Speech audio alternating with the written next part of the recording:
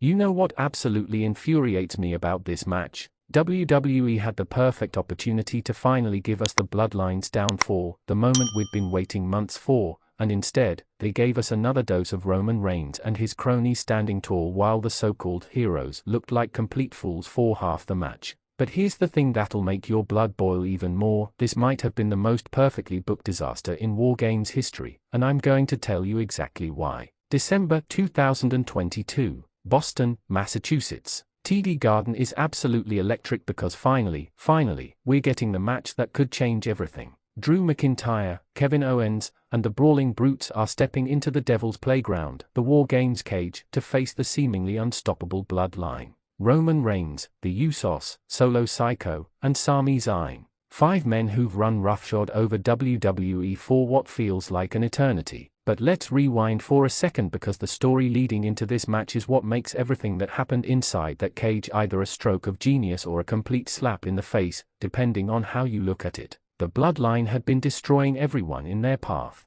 Roman Reigns had unified the WWE and Universal Championships. The Usos were untouchable as tag team champions. And then you had Solo Sikoa, this silent destroyer who looked like he could rip someone's head off just by looking at them. But the wild card? The absolute wild card in this entire equation was Sami Zayn. Now, quick question for you guys watching, and I want you to answer this in the comments: did you believe Sami was fully loyal to the Bloodline going into this match, or did you think he was playing the long game? Drop your answer below, because this is crucial to understanding why this match hits different. Sami Zayn, the honorary use, had wormed his way into the Bloodline's inner circle through a combination of desperation, cunning, and let's be honest, pure survival instinct. He'd proven himself time and time again, but there was always that lingering doubt. Could the Bloodline really trust him? Could we trust him? On the other side, you had Drew McIntyre, who had been on an absolute warpath trying to get back at Roman Reigns. This man had been screwed out of the Universal Championship multiple times,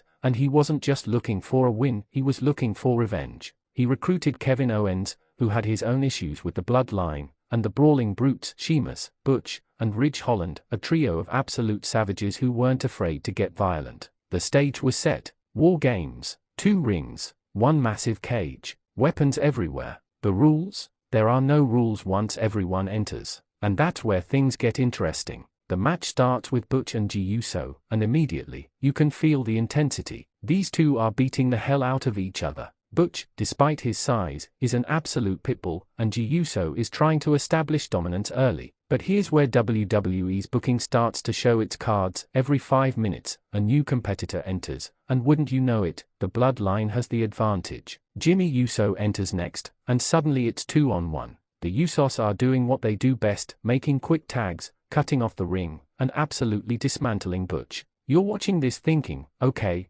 Holland's coming next to even the odds, right? Wrong. The beating continues, and you can see Butch is in serious trouble. Holland finally enters and brings some much-needed power to his team. The big man is throwing Usos around like ragdolls, and for a brief moment, there's hope. But then Solo Sikoa's music hits, and the entire arena knows what's coming. This man is a problem. He enters that cage, and the expression on Holland's face says it all: they are in for a war. Here's another question for the comments, and this one's important: who do you think was the MVP of this match? Was it Drew McIntyre, Kevin Owens, Sami Zayn, or someone else entirely? Let me know below. Solo Sikoa proceeds to demolish everyone in sight. Superkicks, Samoan spikes, hip attacks. This man is an absolute wrecking ball. And just when you think things can't get worse for Team McIntyre, Sheamus enters to try and turn the tide. The Celtic Warrior brings chairs, brings the fight, and most importantly, brings the experience. Sheamus has been in wars before, and he's not intimidated by the Bloodline's numbers game. But then Roman Reigns' music hits. Not Roman entering, his music signals that Sami Zayn is next. And this is where the psychology of this match becomes absolutely brilliant or absolutely infuriating, depending on your perspective.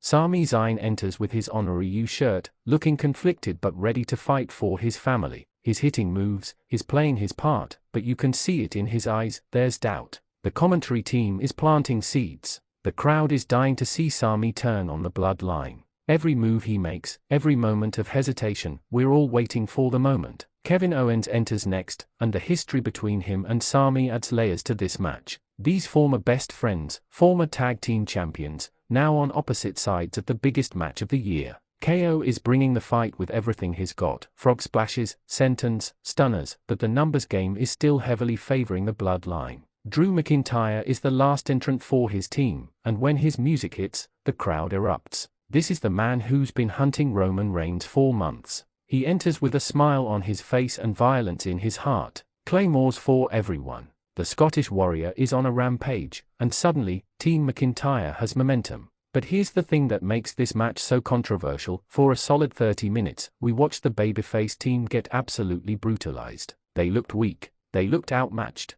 and even when Drew McIntyre, their ace in the hole, enters the match, the Bloodline still looks dominant. Roman Reigns enters last, as the tribal chief should, and he's not even in a hurry. He knows his team has already done the heavy lifting. He walks down that ramp like he owns the place, because let's be honest, he did own WWE at this point. Once everyone's in the cage and that door locks, absolute chaos erupts. Tables are being set up, chairs are being swung, bodies are flying everywhere. There's a spot where the Usos hit a double superplex off a ladder, and you can hear the crowd collectively gasp. Drew McIntyre hits a claymore on Roman through a table, and for 1 second, you think, this is it. This is the moment. But it's not. The Bloodline recovers, regroups, and starts their comeback. Solo Sikoa is throwing people into cage walls. The Usos are hitting superkicks in stereo. Roman Reigns is barking orders like the general he is. And Sami's in the corner, watching Kevin Owens, his former best friend, struggling. Here's where we get to the most controversial moment of the match. Kevin Owens has Sami Zayn lined up for a stunner. The crowd is begging for it. This is the moment where Sami could turn, where he could hit a helluva kick on Roman, where the Bloodline could finally crumble from within. But instead, Sami stays loyal. He low blows Kevin Owens, and the Bloodline capitalizes. Third question for you: did WWE make the right call keeping Sami loyal at Survivor Series, or should he have turned here? Debate it in the comments. The finish comes when Roman Reigns spears Drew McIntyre while the Scottish Warrior is tangled in the ropes. The Bloodline hits their finishers in succession: superkicks, Samoan spikes, another spear, and Roman pins Drew to secure the victory for his team. The Bloodline stands tall again. Sami Zayn celebrates with them, but you can see it in his face, the doubt is growing. Now here's why this match is genius despite how frustrating it is. WWE didn't pull the trigger on Sami's turn because they knew they had something bigger cooking. They knew that the payoff would be worth the wait, and boy, were they right.